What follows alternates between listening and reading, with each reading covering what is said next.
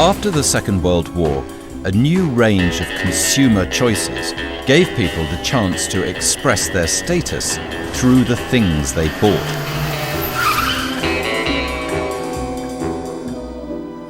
The age of the brand had arrived, and one man cared about these things to the point of obsession. I admire your luck, Mr. Bond.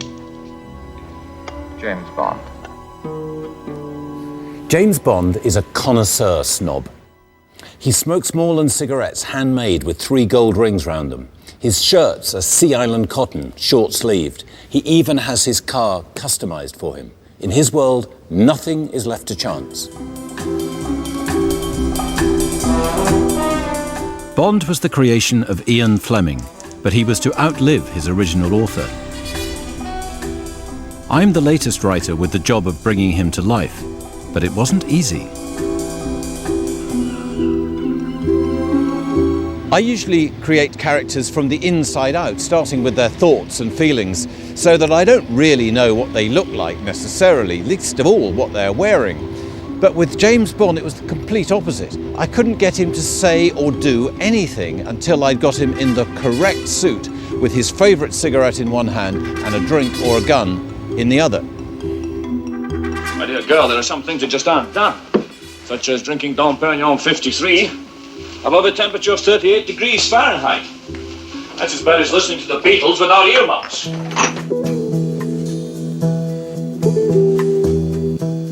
His snobbery is less about class, more about classiness.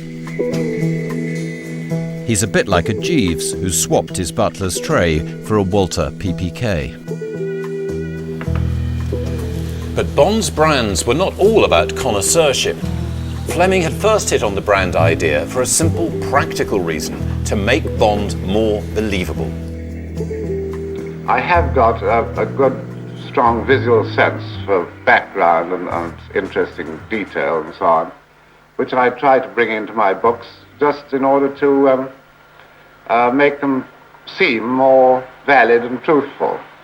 And of course, if you're off on some tremendous plot with heaven knows what, James Bond in a hassle with some terrible villain, if he can use a Ronson lighter, let's say, or drive a Bentley motor car, or stay in the Ritz Hotel, this all brings the reader back to earth.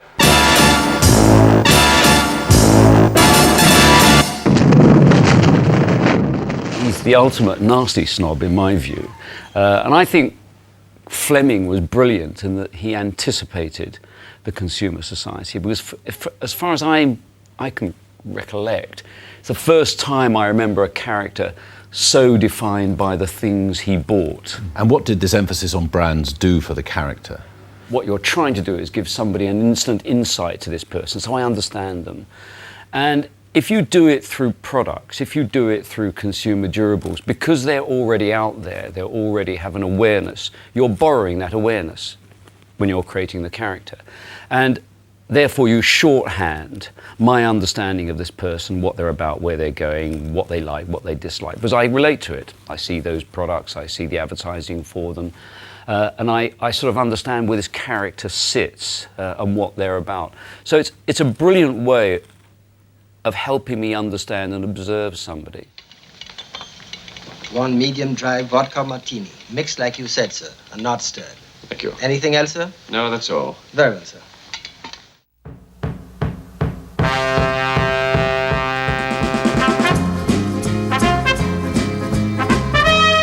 James Bond himself rapidly became a hugely lucrative brand, with the novels appearing at a rate of 1 a year. But not everyone was a fan.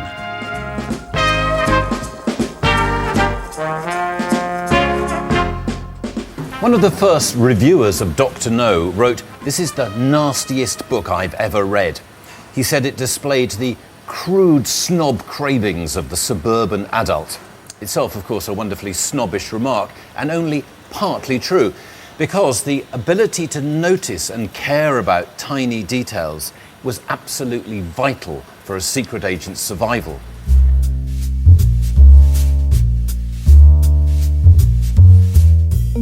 Bond is the man that knows things. That's his appeal. You've got to feel when you're reading it that Bond is totally in charge of his world, and he knows the names of everything and how to use it. And not only has he got the right gun, but he's also got it filed down properly so he can pull it quickly out of his holster and stuff. But then Fleming himself was the victim of snobbery, wasn't he, literally from his wife's friends? Yes, and his wife hung out in quite classy literary circles, the likes of Cyril Connolly. And they were very sneery about Ian's books. And in fact, when he wrote Casino Royale, he said to Anne, "Can I dedicate it to you?" And she said, "I don't think this is the sort of book one would like a dedication in. One doesn't do that sort of thing with this type of book, darling." And she didn't read them after that, I don't think. And, you know, she would have these literary soirees where they'd all laugh about Ian behind his back. And, of course, he got the last laugh in, you know, who reads Cyril Connolly these days? But Bond is still going. Part of Bond's enduring appeal remains his apparent sophistication. It was to prove a useful weapon for both Bond and his creator. This connoisseur snobbery really worked well for Ian Fleming. It enabled him to anchor James Bond in reality, then to shape the character, and finally to have a lot of fun with it. The hundreds of airport novelists who followed Fleming have just thrown brand names at the page, where they end up saying little more than, "Isn't my character rich? Doesn't she love shopping?" James Bond would have raised a cruel upper lip in disdain at such imprecision.